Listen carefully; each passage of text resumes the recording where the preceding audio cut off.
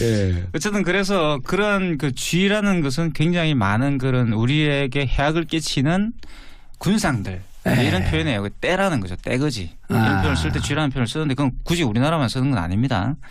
그런데 이 쥐에다가 이제 이 김학철 의원이 국민을 비유했다는 것이 조금 이제 저는 좀 재밌는 것 같고 사실 충격적이라고 왜냐하면 그런 이야기가 한 적이 많이 있어요. 예를 들어서 1980년도에 제가 학교 다니고 이제 붕괴했던 일 중에 하나가 그 주한미군 사령관이었어요. 위컴이 뉴욕타임즈하고 한국에서는 그런 말을 한 게 아닙니다.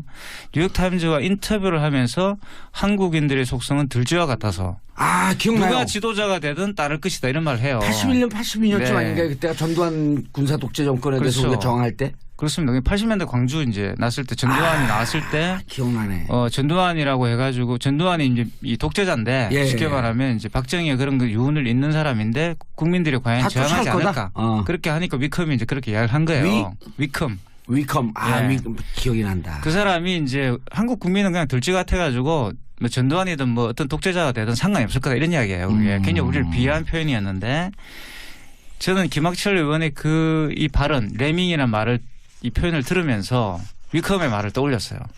그러니까 그 들쥐와 같다는 거죠. 그 레밍도 역시 지도자를 따라서 그냥 바다로 뛰어드는 그런 무모한 어떤 그 떼거지 이런 표현이었기 때문에 이 위컴의 생각이 떠올랐고 그게 왜 그러면 우리 도의원의 입에서 나왔는가 그게. 그리고 그게 한국의 어떤 파워 엘리트들을 지배하는 이데올로기가 아닌가. 일종 자기들이 갖고 있는 어떤 국민들에 대한 또는 대중들에 대한 편견이 아닌가. 지난번에 교육부 관료가 국장인가 실장이 개돼지에 비유했잖아요. 술 만취가 돼갖고 취중 진담이라고 본인의 의중이 나온 거 아니에요. 대한민국의 고급 공무원. 그렇죠. 그러니까 이게 이제 본인이 분노한 상태에서 등장했고 사실은 파워 엘리트들이 서로 공유하고 있는 생각이 아닌가 싶어요. 국회의원들 일부도 이제 그럴 거라는 생각이 들고 그랬을 때 특히 뭐 우리가 일반적으로 이야기하는 그런 보수 정치인들이 이런 발언들을 잘 하는데 사석에서도 제가 들은 적이 많이 있고 뭐 이게 내부 고발인지 모르겠지만 어쨌든 그런 것들을 저는 많이 목격을 했어요. 그래서 이제 이분의 말을 들었을 때 굉장히 저들의 인식 수준을 인식 구조는 기본적으로 그런 인식 구조가 이런 거 아니냐. 그리고 이현주 의원의 그 발언 같은 경우도 저는 뭐 이현주 의원의 발음 좀 안 좋네. 이현주 의원은 또 뭐라 그랬어요? 아니 그 이제 그 이른바 밥하는 아줌마. 네, 그 발언들이 있었죠. 그래서 취사 노동자들을 이끌어 가지고 밥하는 아줌마다 이렇게 불렀다든가 이런 것들이 사실. 기본적으로 나는 너희들과 다르다. 선민의식. 네, 그것이 잘못된 선민의식. 김학철 의원이 재밌는 게 그러고 나서 해명을 한답시고 한 것이 쉽게 말하면 레밍이 되지 맙시다 이렇게 이야기했어요. 국민들이 레밍이라 불러서 죄송합니다. 국민들을 레밍이라 불러 죄송한데 그렇기 때문에 레밍이 되지 맙시다 이렇게 이야기를 했는데 그건 뭐예요? 결국은 국민을 레밍인 국민과 레밍이 아닌 국민에 대한 인식이 이 사람한테 있다는 걸 다시 증명해 준 거죠. 그러니까 본인이 지금 마녀 사냥을 당하고 있다고 스스로 합리화하는 거예요. 그래서 지금 자기를 제일 처음 비난한 사람은 비난의 가치가 있지만 그 사람을 따라서 계속 비난하는 사람들은 마치 레밍 무리가 쫓아가듯이 처음 비난한 사람을 쫓아가서 무조건 자기를 비난하고 있다. 그러니까 방송 들은 분들이 김학철 씨에게 더 화가 나겠는데 저희를 들어보니까. 그래서 당신들이 나를 비난하는 거는 당신들의 주체적인 사고가 아니라 그냥 언론에서 얘기하니까 쫓아가는 거야. 당신들은 그렇게 머리가 깨어있지가 않아라고 하면서 자기 스스로에 대해서 저 사람들의 비난은 가치가 없어라고 자기 합리화를 하고 있는 거예요. 제가 시간 좀 바빠서 그런데 시간만 좀 있으면 김학철 의원을 만나서 어떻게 그렇게 내 심리를 정확하게 분석을 했냐. 나 당신 뇌 구조를 좀 한번 좀 뜯어보고 싶다. 토론을 하면서. 근데 시간이 없어갖고 김학철 도의원님 제가 당신을 만날 시간이 없습니다. 참으로 다양스럽게 생각하시는 게 좋을 것 같아요. 근데 이분은 사실 아주 해당 지역에서 입지전적 인물이죠.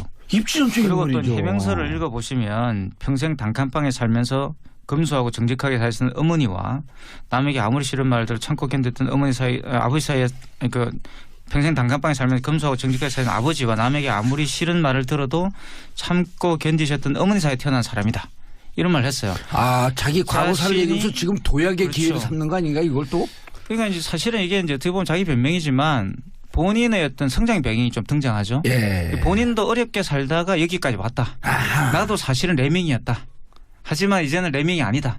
뭐 이런 말 하고 싶은 거죠. 그래서 이제 나도 결국은 당신들과 같은 사람이었지만 이렇게 노력해가지고 뭐 계룡남이 되지 않았느냐. 뭐 이런 말인 것 같아요. 아니 진짜 계룡남이에요. 어찌 보면 그렇죠. 그 지역에서 그리고 일반고를 나와서 유지가 된 거 아닙니까? 일반고를 나와서 네. 그 서울의 스카이 대학의 중에 하나를 나오고 그렇죠. 국회의원 보좌관을 하다가 어린 나이에 도의원이 되고. 그런데 저는 이분의 그 해명서를 읽으면서요. 되게 전형적인 것들이 눈에 들어와서 재밌었어요. 해명서를 읽을 시간이 있었네요. 네. 일단은 처음에 예. 자기가 이걸 잘못했는지 안 했는지 얘기해야 되는데요. 거의 절반이 자기 살아온 얘기예요. 그렇지. 네. 이거는 전형적으로 이분이 어떤 범죄를 저질렀다는 건 아니지만요. 범죄자들이 조사받을 때 자기 범죄를 부인할 때 쓰는 기법이에요. 자기도 모르게 너 왜 이랬어? 그러면은 그날 제가 이렇게 해서 몰래 들어가서 얘기해야 되잖아요. 네. 너 왜 이랬어? 그러면 제가 어려서요. 부모님이 갖다 잃은 다음에요. 예. 너무너무 힘들게 살아오다가 보니까요. 이렇게 돼서요. 라고 해서 초점을 흐리는 거예요. 아니 그 다음에 고등학교를 어렵게 다니면서 그 어려운 환경 속에서도 한 번도 그 결석을 하지 않고 개근상장을 받았어요. 네. 그거 네. 그래서 일단은 듣는 사람이 도대체 저게 뭔 얘기를 하지 하게끔 예. 초점을 흐려요. 한참 동안. 징역 가갖고 그 옆방에서 너는 무슨 죄로 들어왔느냐 그러면 자기 살아온 인생을 2시간을 얘기를 해요. 맞아요. 바로 그게 지금 벌어지고 있어요. 여기 안에서. 그러다가 보면은 초점을 흐리고요. 두 번째는 그러다가 보면 딱 어느 타임에 책임 돌리기가 시작이 돼요. 제가 이걸 하기 전에요. 누구한테도 전화를 걸고요. 누구한테도 전화를 걸고요. 누구한테도 했어요. 그런데 걔네들도 다 여기 이러자 그랬어요. 합리화. 네. 그리고 나서 마지막에 아주 짧게 제가 잘못하긴 했어요가 나오거든요. 그래가지고 그래가지고 이거 보면서요. 굉장히 비전형적이면서도 굉장히 전형적이어서 재밌었어요. 야, 특이하네. 근데 그걸 왜 이렇게 장문으로 썼을까? 네, 그걸 분석을 해주세요. 네. 잘못했습니다. 죄송합니다. 네. 저의 불찰입니다. 이렇게 그 조사받을 때도 그러고 말이 많으면 거기 자기 함정이 스스로 빠지거든요. 네. 첫 번째는 원래 이렇게 말이 많으신 분일 수 있어요. 그런데 말이 워낙에 많아도 내가 본인께서는 본인이 내가 도의원이니까 무시하고 있다고 생각이 되지만 이분이 도의원이 아니었으면은 여행을 가든 뭐 하든 사람들이 상관하지를 않아요. 그러니까 이게 지위가 올라가기 전까지는 이게 통하는 거고 수습이 되는 건데 지위가 올라가면 안 통하는 거예요. 첫 번째는 원래 말이 많은 분이다.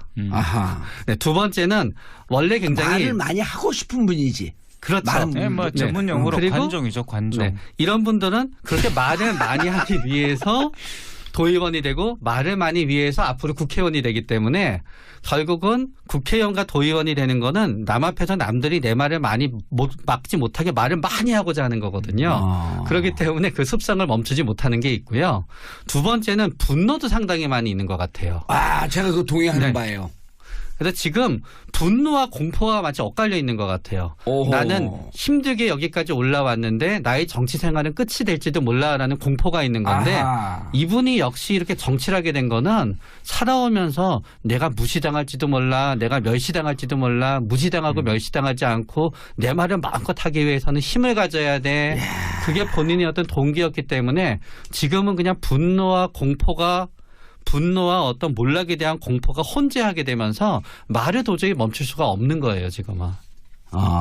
그러니까 이제 아랫돌 빼서 윗돌 고고 있는 그런 거죠. 그게 뭐 이제 벽은 무너지고 있는데 급하게 이제 이 말 저 말을 해야 되는 것이고 저는 이제 이 상당 부분 이제 동의를 하면서 제가 자기 반성문이라고 그래야 될까요? 이걸 읽으면서 느꼈던 것은 나는 이렇게 괜찮은 사람이다라는 걸 굉장히 강조하고 싶었다는 거죠. 나는 괜찮은 사람이다. 나는 이렇게 열심히 노력해가 여기까지 왔다. 그러니까 용서를 해 주십시오라는 어떤 자기 광고죠. 그러니까 자기 PR인 것 같고 그래서 그런 부분들이 굉장히 이분의 특성을 보여주는 것 같아요. 근데 사실 이거는 저는 김학철 의원의 어떤 개인적인 문제가 저는 아니라고 봅니다. 그러니까 그렇죠. 이거는 기본적으로 우리가 보면 출세했다고 이야기되는 출세 지향적인 또는 출세를 하고 싶은 사람들이 갖고 있는 어떤 그런 로망 또는 판타지 이런 걸 보여주는 거거든요. 이분이 가지고 있는 생각도 역시 나는 굉장히 힘들게 태어나가지고 내 노력으로 자수성가해가지고 여기까지 왔다. 그렇기 때문에 나는 당신들이 생각하는 그런 나쁜 사람이 아니다. 여기에는 뭐가 있냐면요. 출세와 자기의 어떤 인격이 서로 이렇게 교환 가능하다는 걸 보여주는 거예요. 다시 말하면 나는 출세했기 때문에 인격적으로도 괜찮은 사람이야. 라는 걸 어필하는 거죠. 근데 그게 사실은 다 우리가 이야기하는 갑질의 기본적인 심리 상태라고 저는 생각해요. 그래서 저는 교수님 얘기를 이렇게 한번 바꿔보고 싶은데요. 국회의원이 되려고 하는 사람은 두 부류가 있는 것 같아요. 하나는 국회의원이 되려고 하는 사람이 있고요. 국회의원을 하려는 사람이 있어요. 전자는 국회의원이 되어서 그 지위를 누리면서 나 하고 싶은 얘기만 하고 갑질하고 싶어지는 쪽으로 가게 되는 거고요. 후자는 국회의원 일을 하고 싶은 거니까 하면서 국회의원 일을 갖다 하려고 해야 되고 국회의원으로서 일을 계속 해야 되기 때문에 점점 더 조심하게 되는 거죠. 대통령도 마찬가지였던 것 같아요. 대통령이 되고자 하는 사람이 있었던 것 같고요. 대통령 일을 하고자 하는 사람이 있었던 것 같아요. 그래서 후자는 물론 대통령을 하는 동안은 우여곡절도 있지만 그래도 좋은 대통령으로 남게 되는 것 같고요. 단지 대통령이 되고 싶었던 사람은 끝이 좋지 않았던 것 같아요. 근데 이제 이분의 말에 저는 몇 가지 실마리를 찾았는데 탄핵 반대 집회에서 했던 발언을 그대로 그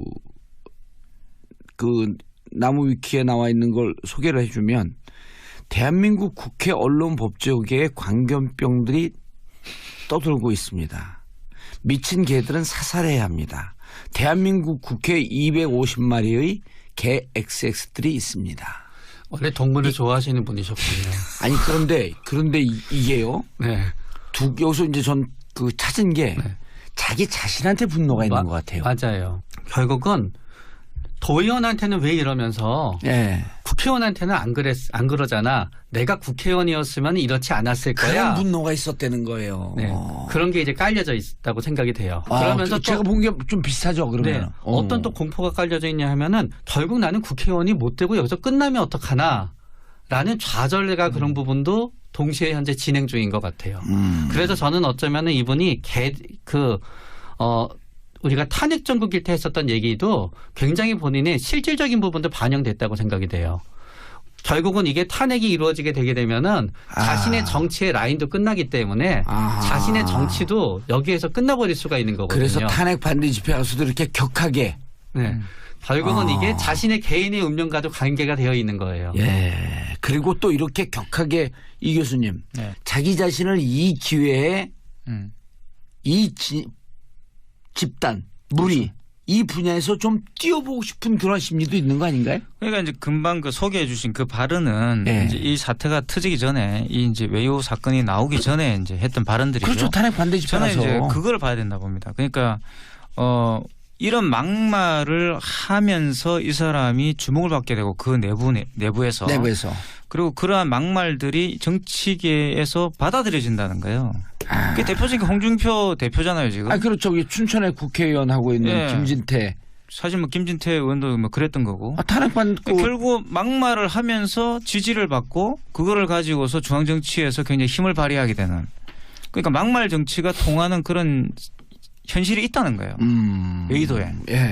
그러니까 이 사람도 이제 막말을 막 해가지고 여의도에 가고 싶었던 거죠. 쉽게 말하면 그 막말을 자산으로 삼아가지고 그리고 특히 이제 박근혜 전 대통령이 집권하고 있을 그 당시에는 이런 막말 정치인들이 또 있었어요. 종편 같은 데 나와서 막 막말 막 하고. 막말 평론가들도 많았어요. 막말 평론가들 막 하고 그리고 책임 안 지고 뭐 이런 것들이 있었는데 그러한 것들에 편성해가지고 저는 막말을 많이 했다 보고 그러니까 나름대로 저는 계산적이었다고 해요. 그 당시에 했던 막말들은. 물론 뭐 분노도 있었겠지만 근데 이제 이분이 재밌는 거는 뭐냐 그러면 그게 어느 정도의 의도된 것이었음에 불구하고 그 의도된 선을 넘어가 버리는 과잉이 있었던 거죠. 그게 뭐냐면 금도를 넘으면 안 돼요. 금도를 넘어가 버린 거죠. 그러니까 이제 이게 이분이 가지고 있는 약간의 금방 이제 분노 조절이 잘 안 되는 그러니까 어디까지 말을 해야 되고 어디까지는 사실은 이제 감춰야 되는데 그런 부분들은 조절이 실패한 거 아닌가 싶은 거예요. 왜 분노 조절이 안 돼요? 그러니까 지금 분노는 왜 있냐 하면요. 원래는 분노는 우리가 공포에 쌓였을 때 싸우라고 있는 게 분노인 거예요. 그렇기 때문에 공포가 줄지 않으나 분노도 줄지 않아요. 그렇기 때문에 지금은 이분은 우리가 정치 인생이 끝났을지도 모른다고 생각하잖아요. 그렇기 때문에 이 정치 인생이 끝날지도 모르는 걸 조금이라도 본인이 모면하기 위해서는 사실 이분한테 필요한 거는 묵묵부답이거든요. 묵묵부답인데 그거는 묵묵부답이 되는 게 아니라 두려움이 있고 두려움의 상대가 있다고 생각하기 때문에 본인의 싸움을 멈출 수가 없는 거예요. 그래서 말을 말로써 덮으려니 말로써 화근이 된다. 네. 그렇기 때문에 정치인한테 필요한 언어의 덕목이 보통 3개라 그러는데요. 하나는 달변이 있어야 되고요. 예. 두 번째는 동문서답의 능력이 있어야 되는 거예요. 왜냐하면 우리가 국회 청문회 하게 되면은 예. 장관들 막 엉뚱한 얘기하고 막 이게 멍청한 것 같이 보일 때 있잖아요. 원장님 그거 설명 안 해도 우리 청취자분들 다 알아들었어요. 네. 동문서답. 동문서답. 그다음에 그리고 세 번째 진짜 중요한 건 묵묵부답이에요. 그런데 달변만 있어서는 큰 정치인이 못 돼요. 은근히 웃기네요. 아니 은근 정확한 거지. 이거 웃기는 게 아니에요. 아니 은근히 웃기면서 이제 정확한. 정확한 얘기를 했는데 왜 웃긴다고 그렇게 표현을 하세요? 교수님들 언어에 재밌다는 뜻입니다. 교수님들 언어에 세 가지 특징 또 얘기해 주세요. 세 가지 다 교수한테 통하는 것 같습니다. 교수한테도 통하는 거예요. 묵묵부답. 학생들 모르는 거 물어볼 때 묵묵부답. 저는 가끔 학생들이 애매한 거 물어볼 때 있잖아요. 이게 덫과 같은 질문이 있어요. 교수도 공인이잖아요. 당신의 뜻은 이렇습니까? 하는데 물어보기 전에 질문이 더 길어요. 답정너로 그렇죠. 물어보는 학생들이 있는데 아니라고 해도 문제가 될 것 같고 기라고 해도 문제가 될 것 같잖아요. 그렇게 질문을 길게 하는 사람들은 또 자기를 내보이기 위한 일종의 관종성이잖아요. 네네. 그래서 전 그럴 때 이거는 어떤 정답이 있는 게 아니니까 투표를 해보자 그래요. 그럼 학생들이 쫙 투표하거든요. 이게 오늘의 의견이라고. 오늘의 의견이라고. 여기서 교수님의 자세 중에 하나가 나왔다. 무책임한 태도. 노하우를 하나 배웠는데 저는 그래서 교수 저 개인의 의견이 중요한 게 아니라 우리 전체가 어떻게 생각하는가 알아야 되는데 투표를 이렇게 알았으니까 이게 정답이라고 생각하고 받아들이면 된다고 하고 빠져나가거든요. 아니 이런 거예요. 예를 들어서 이 동문서답 묵묵부답 이 동문서답 하는 분이 지금 그 야당 대표 중에 한 분인데 생방송 인터뷰할 때 누가 그 곤란한 질문을 하잖아요. 그럼 밥은 묵었어요. 그리고 또 진행하는 사람하고 친한데 곤란한 질문을 막 해. 그분이 이혼했고 혼자 살고 있는데 근데 누구시요? 아직도 혼자 살고 있어요. 그렇지. 모르는 척하면서 상대방의 약점을 파고 들어가고 자기의 약점을 만회하려고 하는. 이건 무슨 동문서답에 이건 뭐예요? 이거는 상대방을 벙찌게 하는 기술이에요. 이건 그 동문이 아니라 동답 서문이네. 네. 그러니까 상대방이 벙찌거든요. 이게 왜 이러지? 하는 순간 기선을 이렇게 논리의 흐름을 갖다 잃어버리게 되는 거예요. 저거는 내 특기 중에 하나인데. 이게 모르는 걸 질문하면은 그분이 모르는 걸 또 질문하면 됩니다. 그럼 서로 질문이 왔다 갔다 하면서 이제 그 모르는 질문이 사라지는 거죠. 아니 밥은 묵었어요. 그러면 그렇죠. 밥 얘기하려고 나왔어요. 그렇죠. 저는 밥을 안 먹고 빵을 먹습니다. 이렇게 하면 파스타 먹었는데 뭐 이렇게. 지금 우리 오늘 김학철 의원 얘기하고 있는 중에 무슨 파스타. 저는 가끔씩은 막 이렇게 막말을 하면서 잘 되는 정치인도 있지만 사실은 그렇게 의도적인 막말이 그렇게 성공하는 경우는 많지 않은 거죠. 그것도 성공하면 안 돼요 이제. 막말 그런데 정치해야 됩니다. 어떤 정치인이 막말을 하면서 성공하게 되면은 그 사람의 막말만 보는데 사실은 그 막말을 하면서 성공하기 위해서는 굉장히 커다란 어떤 지략과 배짱이 있어야 되거든요. 그런 다음에 연출이 있어야 되고요. 개인적 지지도가 있어야 되는 건데 그 사람의 눈에 보이지 않는 모든 장점은 보지 않고 막말만 보면서 따라가다가 보면은 막말로 정치인으로 성공하는 게 아니라요. 막말로 오히려 정치 인생이 더 빨리 끝나게 되는 사람이. 막말로 정치 인생 막장 되는 거지. 네. 그런 분들이 99%여서 만약에 이 방송을 지금 청취하고 계시는 청취자분들 중에 정치 지망생들이 있으시면은요. 의도적인 막말은 가급적 하지 않으시는 게 좋다고 진짜 권해드리고 싶어요. 예. 알겠습니다. 김학철 의원 얘기를 갖고 나는 하지 않았으면 했는데 이 하나를 갖고 정치인의 심리, 정치 상황까지 꿰뚫어 봐주신 정신과 전문의 최명기 원장님, 문화비평가 이태강 교수님 감사합니다. 인사하시죠. 그렇습니다. 80년대 광주 이제 났을 때 전두환이 나왔을 때 기억나네. 전두환이라고 해가지고 전두환이 이제 이 독재자인데 쉽게 말하면 이제 박정희의 그런 그 유운을 잇는 사람인데 국민들이 과연 저항하지 않을까 그렇게 하니까 위컴이 이제 그렇게 이야기를 한 거예요. 위컴. 위컴. 기억이 난다. 그 사람이 이제 한국 국민은 그냥 들쥐 같아가지고 뭐 전두환이든 뭐 어떤 독재자가 되든 상관이 없을 거다 이런 이야기예요. 그게 굉장히 우리를 비하한 표현이었는데 저는 김학철 의원의 이 발언 레밍이라는 말을 이 표현을 들으면서 위컴의 말을 떠올렸어요. 그러니까 그 들쥐와 같다는 거죠. 그 레밍도 역시 지도자를 따라서 그냥 바다로 뛰어드는 그런 무모한 어떤 그 떼거지 이런 표현이었기 때문에 이 위컴의 생각이 떠올랐다. 국민들을 레밍이라 불러 죄송한데 그렇기 때문에 레밍이 되지 맙시다 이렇게 이야기를 했는데 그 뭐예요? 결국은 국민을 레밍인 국민과 레밍이 아닌 국민에 대한 인식이 이 사람한테 있다는 걸 다시 증명해 준 거죠.